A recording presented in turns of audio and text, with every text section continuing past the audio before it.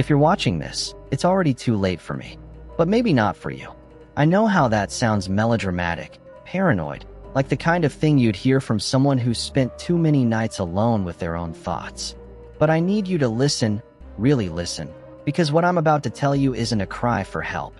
It's a confession. And maybe, if you ever find yourself in a place like I did, it'll be a warning you actually heed. I used to think I was just unlucky. The kind of person who always picked the wrong line at the grocery store, who always got the apartment with the leaky faucet and the neighbors who played music at 3 a.m. I thought the universe was just indifferent, not malicious. But I was wrong. There are places in this world that are hungry, places that watch you when you're not looking, places that set traps disguised as second chances. I moved into a cheap apartment complex because I was desperate, not stupid. I told myself that. I told myself a lot of things, actually. That the rent was low because the building was old. That the stains on the carpet were just coffee, not something darker. That the rules in the welcome packet were a quirky joke, not a set of instructions for survival. There are things I can't explain, things I'm not sure I should even say out loud. But I have to try, because if I don't, someone else will end up where I am now, trapped, terrified, and counting down the hours until the next rule is broken. Let me start at the beginning, before I knew the rules. I remember the day I moved in like it was a scene from someone else's life, a version of me who still believed in luck, who still thought a fresh start was possible. The ad had been almost too perfect. Spacious one-bedroom, utilities included, pet-friendly, first month free. The rent was so low I had to read it 3 times, convinced I'd missed a zero. I was broke, exhausted, and running out of options. So I called. The landlord answered on the first ring. The building itself was a squat, brick rectangle wedge between a boarded-up laundromat and a liquor store with bars on the windows.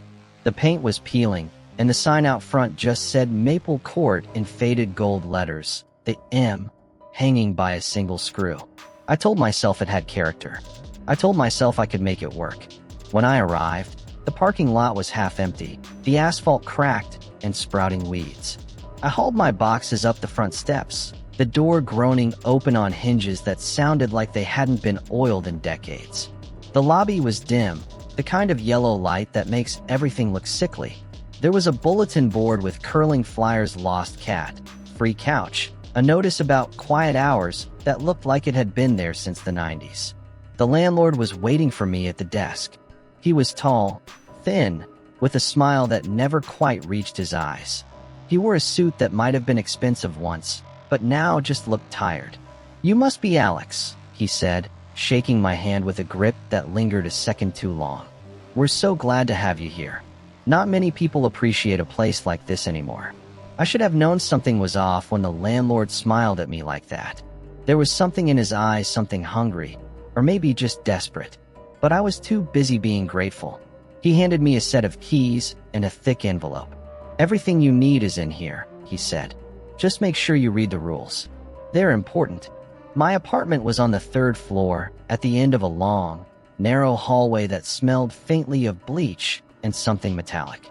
The carpet was threadbare, the wallpaper peeling in places, but the space itself was bigger than I'd expected. The windows faced the alley, and the radiator clanked like it was haunted. Still, it was mine. For the first time in months, I felt a flicker of hope. I met a few neighbors as I unpacked. Mrs. Green from 3A, who eyed me over her glasses and muttered something about new blood. A guy in a hoodie who nodded but didn't speak. A little girl with tangled hair who stared at me from the stairwell, then vanished when I blinked. Everyone seemed to move with a kind of wary caution, like they were waiting for something to happen. That first night, I sat on the floor eating takeout, listening to the building settle around me. Pipes rattled, footsteps echoed overhead, and somewhere down the hall, a door slammed with a finality that made me jump. I told myself it was just the sounds of an old building, nothing more. But it wasn't until I got the welcome packet that things started to get weird. The welcome packet was thicker than I expected, too thick for a place like this. I'd figured it would be the usual, a lease agreement, maybe a map of the building, a list of emergency contacts. Instead, it was a stack of papers, stapled together at odd angles, the top page stamped with the words Maple Court Residential Guidelines, in bold, blocky font. Underneath, in smaller print, it said, "For your safety and the safety of others, please read carefully." I flipped through the first few pages, skimming the usual legalese. No smoking in the hallways. No loud music after 10 p.m. Pets must be approved by management. Then I hit the list of rules. Not the normal kind, the kind that made my skin prickle, even as I laughed them off. Rule number 1. Do not use the elevator between 2:13 a.m. and 3:07 a.m. Rule number 2. If you see a maintenance worker in the hallway after midnight, do not speak to them. Rule number 3. Never look out your window after midnight. Rule number 4. If you hear someone calling your name from the stairwell, ignore it. Rule number 5. The laundry room is closed on Sundays. Do not attempt to enter. Rule number 6. If you find a key that doesn't belong to you, leave it where you found it. Rule number 7. If you hear scratching, don't answer the door. Rule number 8. Always leave an offering in the trash chute on the last day of the month. Rule number 9. If you see a door you don't recognize, do not open it. Rule number 10. Never invite anyone from outside the building in after dark. I read them twice, then a third time, waiting for the punchline. Was this some kind of elaborate hazing ritual? A prank on the new tenant?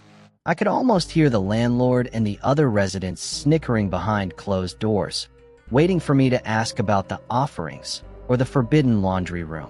I even laughed out loud at rule number 8. What was I supposed to leave in the trash chute? A Snickers bar? My dignity. But the more I read, the less funny it seemed. Some of the rules had been crossed out with thick black marker, the words underneath still faintly visible if I held the page up to the light. Rule number 12. If you wake up and your furniture has moved, pretend not to notice. Rule number 15. Do not acknowledge the knocking from inside the walls. Rule number 18. If you see your own reflection smiling when you're not, leave the apartment immediately. Someone had tried to erase them, but not well enough. There were handwritten notes in the margins, too. Don't trust the guy in 2B. Ask Mrs. Green about the cat. If you hear the music box, hide. The handwriting was shaky, desperate, as if whoever wrote it was in a hurry or afraid. I tried to picture the kind of person who would come up with this list. Maybe the landlord was just eccentric, or maybe the last tenant had been off their meds. I told myself it was a joke, a weird tradition, something to scare off the faint of heart. But the longer I stared at the rules, the more unsettled I felt. There was a logic to them, a pattern I couldn't quite see, like a puzzle with half the pieces missing. I tossed the packet onto the kitchen counter and tried to shake it off. I had bigger things to worry about: unpacking, finding a job, figuring out how to stretch my last paycheck until the end of the month. But the rules stuck with me, worming their way into the back of my mind. Every time I passed the window, I glanced at the clock, just to make sure it wasn't after midnight. When I heard footsteps in the hallway, I hesitated before opening my door. That night, as I brushed my teeth, I caught my own reflection in the bathroom mirror. For a split second, I thought it was smiling just a little too wide. I laughed it off, but I left the bathroom light on when I went to bed. At first, I thought it was a joke. Until the first night. I laughed at the rules until I heard the scratching. The first night in a new place is always strange.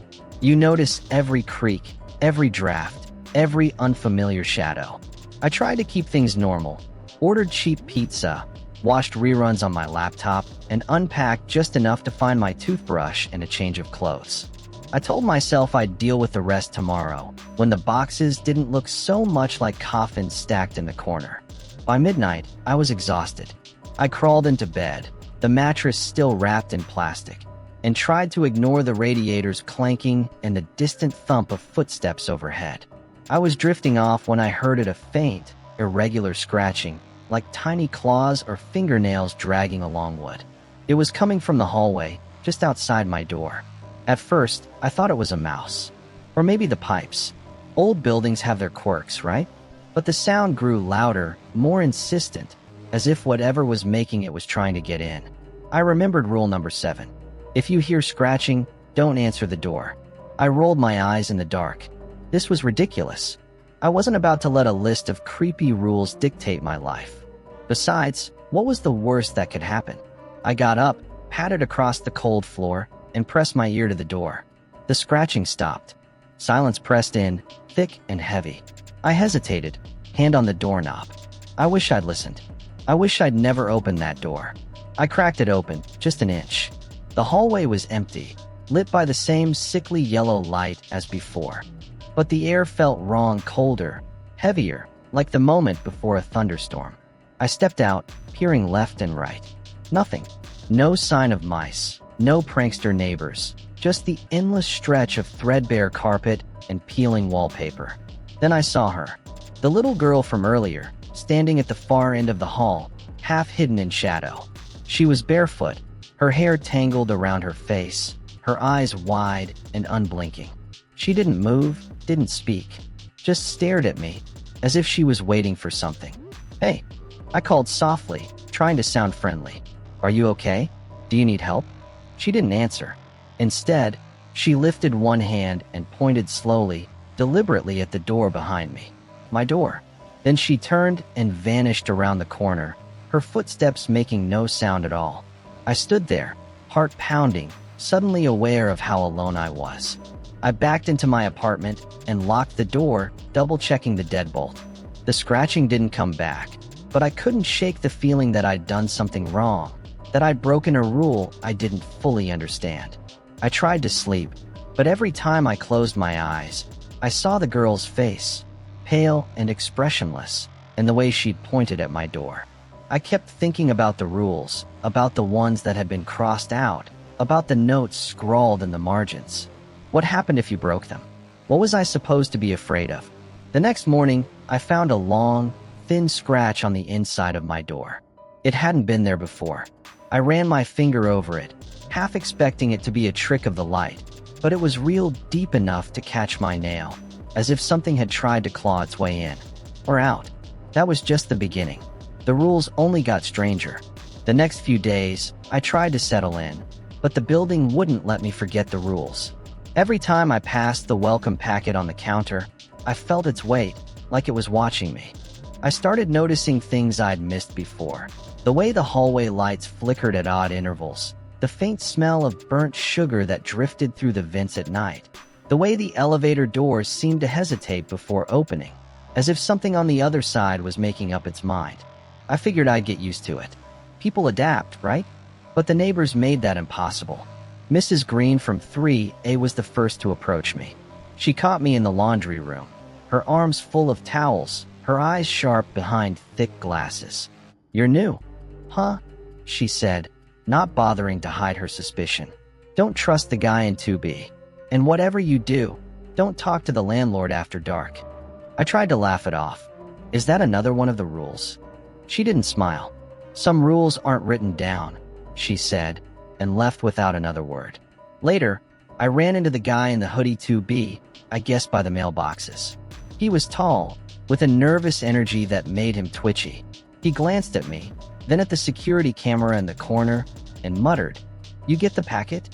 When I nodded, he snorted, "Don't bother. They change the rules whenever they want. Just keep your head down and don't make noise." I wanted to ask what he meant, but he was already gone, disappearing into the stairwell like a shadow. The little girl from the hallway appeared again, this time in the lobby. She was sitting on the floor, drawing on the back of an old envelope with a broken crayon. When she saw me, she held up her picture, a crude sketch of the building, windows blacked out, a stick figure standing alone in one of them. "That's you," she said, her voice flat. "You're in the bad window." I knelt down, trying to keep my tone light. "What's the bad window?" She just shook her head. "Don't look out after midnight," she whispered, echoing rule number 3. "That's when they see you." Before I could ask who they were, her mother appeared, snatching her up with a glare. "Don't talk to strangers, Emily," she hissed, dragging the girl away. Emily looked back at me over her mother's shoulder, her eyes wide and frightened. I started to notice the scars everyone carried, not just the physical ones, though there were plenty of those. Mrs. Green's hands shook when she folded her laundry. The guy in 2B flinched at sudden noises. Even the landlord, always so composed, had a nervous tick in his jaw that pulsed when he thought no one was looking. One neighbor, a thin woman with a faded tattoo on her wrist, cornered me by the vending machines. She spoke in a rush, her words tumbling over each other. If you hear the music box, don't follow it. And if you see the cat, don't pet it. It's not a real cat. I tried to warn the last guy, but he didn't listen. He's gone now. Just be careful, okay? I wanted to press her for details, but she shook her head, eyes darting to the security camera. They're always watching, she whispered and hurried away. It was like everyone in the building was part of some secret club, one where the initiation was surviving long enough to learn the rules by heart. But no one would tell me what happened if you broke them. They just looked at me with that same haunted expression, as if they were remembering something they wished they could forget. One neighbor tried to warn me, but she wouldn't say why. She just pressed a slip of paper into my hand, no name, no explanation, just a single sentence scrawled in shaky handwriting. Don't trust your reflection. I started keeping a journal. That's when I noticed the changes. The rules started changing. Or maybe I was just noticing the ones written in invisible ink. At first, I clung to my routines like a lifeline. I got up early, made coffee, scrolled through job listings, and tried to convince myself that everything was fine. I'd go for walks around the block, buy groceries at the corner store, and pretend I didn't see the way the cashier's eyes lingered on me, as if she recognized something I didn't. I told myself I was adapting, that the weirdness was just part of living in a new place. But the building had other plans. It began with the knocks. Not the polite, neighborly kind, but sharp, insistent raps that came at odd hours, 2:13 a.m., 3:07 a.m., always just outside my door. Sometimes they'd stop as soon as I sat up in bed, heart pounding. Other times, they'd go on for minutes, echoing through the walls like a coded message. I remembered the rules. Don't answer the door if you hear scratching. But what about knocking? Was that a loophole or a trap? I started writing everything down in my journal, desperate to make sense of it. The more I documented, the more the rules seemed to multiply. One morning, I found a new page slipped under my door, written in the same shaky handwriting as the note from the vending machine woman. Rule number 21. If you wake up and the hallway is longer than usual, don't walk to the end. Go back inside and lock your door. I stared at it, then at the hallway outside, which looked perfectly normal until it didn't.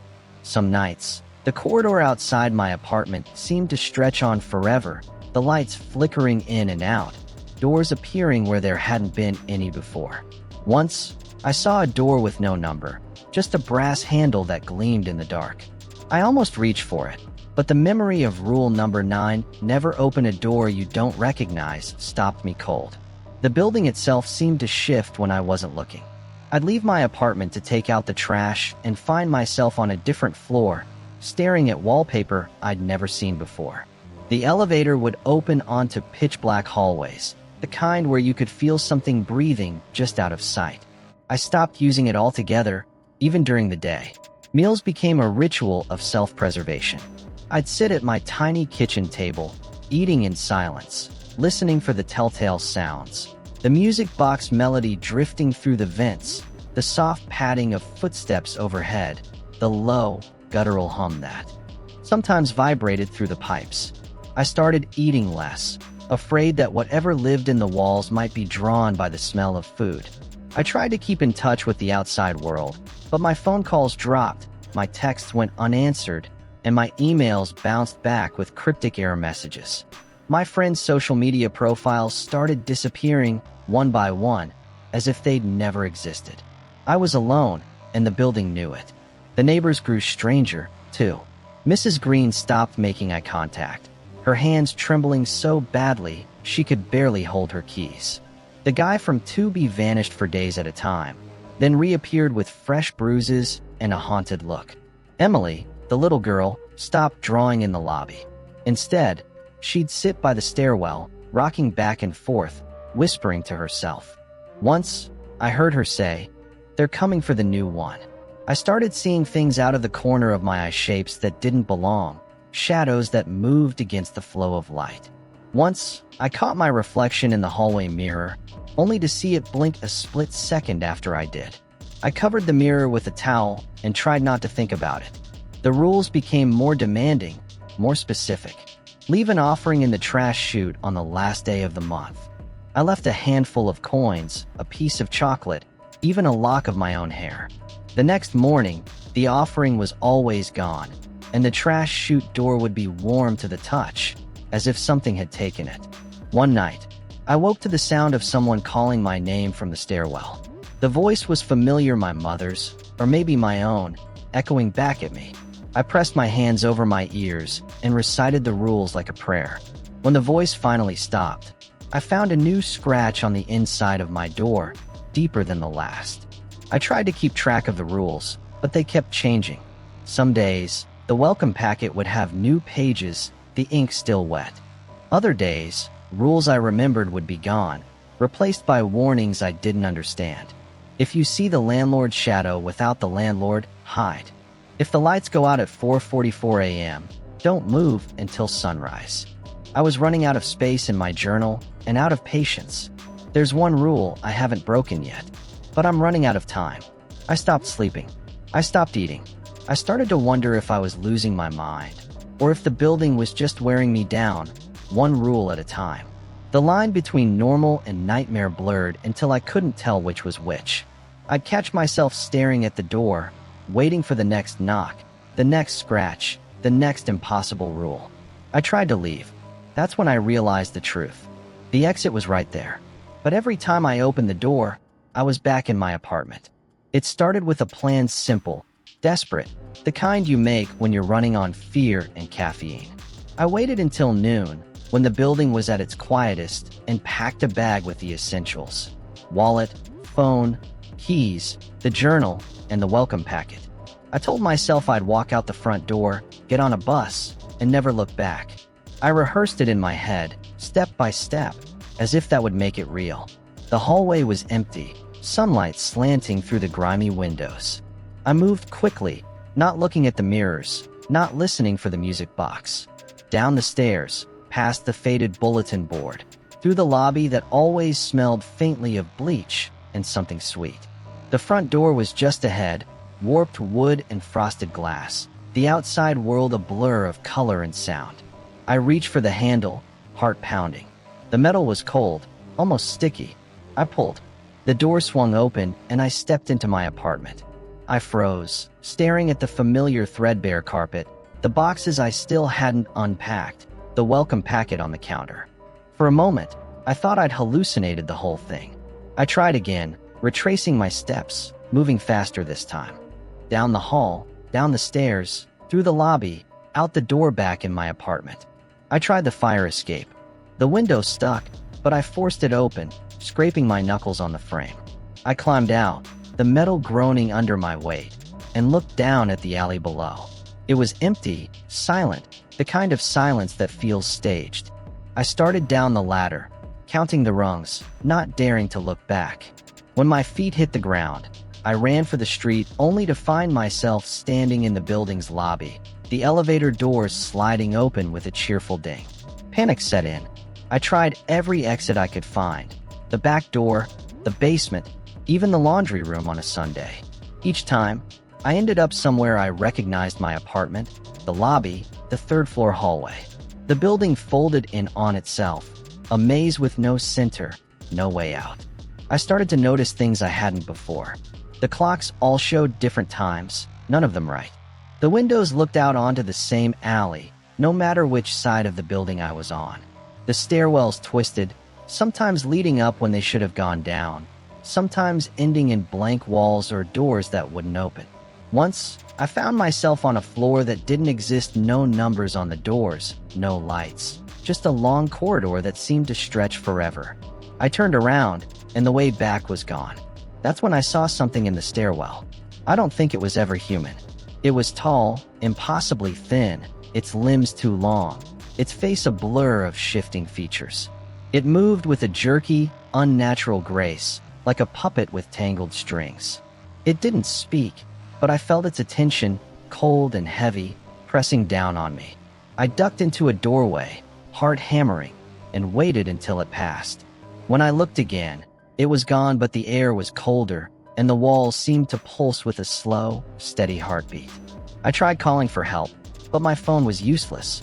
No signal, No Wi-Fi, just static and the occasional burst of distorted music. I left voicemails for friends, for my parents, for anyone who might listen. No one called back. The outside world felt further away with every passing hour. The landlord found me in the lobby, curled up on one of the cracked vinyl chairs, clutching my bag like a lifeline. He smiled, that same too wide smile, and sat down beside me. "You look tired, Alex," he said, his voice soft and oily. "Moving can be stressful. Sometimes people get turned around. But don't worry, you'll get used to it." I wanted to scream at him, to demand answers, but my throat was dry, my words stuck. He patted my shoulder, his hand cold and heavy. "Just remember the rules," he whispered. "They're for your own good." He stood and walked away, his footsteps echoing long after he was gone. I watched him go, and for a moment, his shadow stretched across the floor, twisting and writhing like something alive. I tried to follow him, but the building shifted again, doors closing, hallways narrowing. I was trapped, a rat in a maze designed by something that didn't care if I ever found the exit. Desperation took over. I tore through the welcome packet, searching for a loophole, a hidden message, anything that might help. The rules blurred together, some written in handwriting I didn't recognize, others in languages I couldn't read. One stood out, scrawled in red ink. "If you want to leave, you have to know why you're here." I had to find answers, even if it killed me. There's a reason the rent is so cheap. This place feeds on us. I didn't want to believe it, not at first. I wanted to think there was a rational explanation, that I was just sleep-deprived, paranoid, maybe even losing my mind. But the building wouldn't let me rest. It pressed in on me, night after night, until I had no choice but to dig deeper. If I couldn't escape, maybe I could at least understand what was happening to me. It started with the journals. I found the first one hidden behind a loose brick in the laundry room. The same room I'd been warned never to enter on Sundays. The cover was stained and warped, the pages brittle with age. The handwriting changed from entry to entry, as if it had passed through many hands. Some entries were frantic, scrawled in the margins, others calm and methodical, like someone trying to document a science experiment gone wrong. They all talked about the rules. Some matched the ones in my packet, others were new, stranger. "Don't let the landlord see you bleed. If you hear singing from the vents, cover your ears and count to 30. Never, ever go to the basement." The entries grew more desperate as the pages went on. "I think it's learning," one read. "The rules change because it gets bored. Or hungry." I found more journals, tucked away in forgotten corners, under a floorboard in my closet, inside a hollowed-out book in the lobby, even taped to the underside of the trash chute door. Each one added another piece to the puzzle, but the picture they formed was worse than anything I'd imagined. The building wasn't just old. It was ancient, older than the city itself. The foundation was poured over something that should have stayed buried. Tenants came and went, but the building remained, feeding on their fear, their hope, their lives. The rules weren't just for safety, they were offerings, bargains struck with whatever lived in the walls. Every broken rule was a crack in the dam, letting something seep through. The landlord wasn't just a man. He was a caretaker, a warden, maybe even a prisoner himself. One journal described him as the mouthpiece, another as the mask. He enforced the rules, but he didn't make them. Sometimes, he seemed almost afraid, glancing over his shoulder as if expecting something to reach out and drag him away. I started seeing him in places he shouldn't be, reflected in windows, standing at the end of the hall, his face flickering like a bad signal. Once, I caught him watching me from the stairwell, his eyes blackened. Bottomless. He smiled, and for a moment, his teeth were too sharp, too many. The more I learned, the worse things got. The building responded to my curiosity with new horrors. The walls bled rust, the lights flickered in patterns that made my head ache, and the scratching at my door grew louder, more insistent. I stopped sleeping altogether, afraid of what might happen if I let my guard down. Then I found the hidden room. It was behind a door I'd never noticed before, tucked between apartments 3C and 3D. No number, no handle, just a faint outline in the wallpaper. I pressed my hand against it, and it swung open with a sigh. Inside, the air was thick and cold, heavy with the scent of old paper and something metallic. The room was filled with relics, old photographs, yellowed leases, keys that didn't fit any lock I'd seen. On the far wall, someone had scrawled a list of rules in what looked like blood. Most were familiar, but one stood out, written larger than the rest. If you read this, it's already inside you. I stumbled back, heart racing. The walls seemed to close in, the air growing colder. I realized then that the rules weren't just instructions, they were a test. The building wanted to see who would follow them, who would break them, who would try to fight back. Every tenant was a new experiment, a new meal. I found a photograph of the landlord, dated decades before I was born. He looked exactly the same. In the background, the building loomed, unchanged, eternal. I flipped the photo over. On the back, in faded ink, was a single sentence: "He can't leave either." I understood, finally, why the others were so afraid, why no one would talk about what happened to those who broke the rules. The building didn't just trap you, it consumed you, piece by piece, until there was nothing left but another set of warnings for the next unlucky soul. I found a rule that wasn't in my packet. It was written in blood. If you want to survive, tell your story. Make them listen. Make them believe. Now I know what I have to do, but it might be too late. The last rule: don't tell anyone what you've seen. I'm breaking it now. I didn't sleep that night. I couldn't. The building was alive with noise, scratching, knocking, the distant sound of something heavy dragging across the floor above me. The lights flickered in a slow, deliberate rhythm, like a heartbeat. My own heart felt out of sync, racing ahead, desperate to escape a body that was already claimed. I sat at my kitchen table, the journal open in front of me, the welcome packet spread out like a map of someone else's madness. I read the rules over and over, searching for a loophole, a way out, but every word felt like a lock snapping shut. The last rule was scrawled at the bottom of the blood-stained page: don't tell anyone what you've seen. But I couldn't keep it inside. The building wanted silence, wanted secrets, wanted me to disappear like all the others. I thought about the faces in the journals, the warnings in the margins, the desperate notes left behind by people who'd tried and failed to escape. I thought about the little girl, Emily, and the way she'd pointed at my door. I thought about the landlord, his too wide smile, his eyes that never blinked. I heard footsteps in the hallway, slow, deliberate, coming closer. The doorknob rattled. I held my breath, clutching the journal like a talisman. The door swung open, and the landlord stood there, his shadow stretching across the floor, swallowing the light. "You know the rules, Alex," he said, his voice echoing with something not quite human. "You know what happens if you break them." I stood up, my legs shaking. "I'm done playing by your rules," I said, my voice barely more than a whisper. "I'm telling them. I'm telling everyone." His smile faded, replaced by something ancient and hungry. The walls began to pulse, the floor buckling beneath my feet. The air grew thick, suffocating, as if the building itself was trying to squeeze the life out of me. Shadows crawled across the ceiling, reaching for me with fingers made of smoke and memory. I ran, down the hallway, past doors that led nowhere, past mirrors that showed me things I never wanted to see. The building twisted around me, rooms folding in on themselves, stairwells looping back to the same floor. The landlord's voice followed me, low and guttural, promising things I didn't want to understand. I burst into the lobby, the front door looming ahead. For a moment, I saw daylight, real, honest daylight spilling through the glass. I ran for it, hope burning in my chest. But as I reached for the handle, the world flickered, and I was back in my apartment, the landlord standing in the doorway, his eyes black as the void. "If you're hearing this, you're part of it now," I whisper, my voice trembling. "The rules aren't just for me.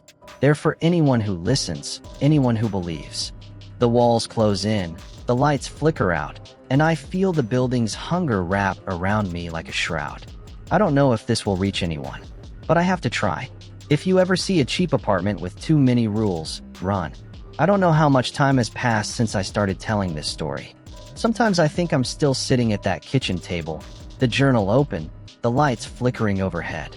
Sometimes I think I made it out, that I'm somewhere safe, but then I hear the scratching at the door or see the landlord's shadow stretching across the floor, and I know the building isn't done with me yet. Maybe it never will be. I wish I could tell you there's a way out. I wish I could say I found the loophole, the secret, the one rule that breaks the cycle. But the truth is, the rules keep changing. There are more rules. Some I never got to read.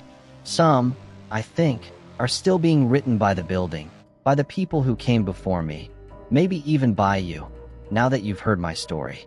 Sometimes, late at night, I hear new footsteps in the hallway, a new voice echoing down the stairs, the sound of boxes being dragged across the floor above me.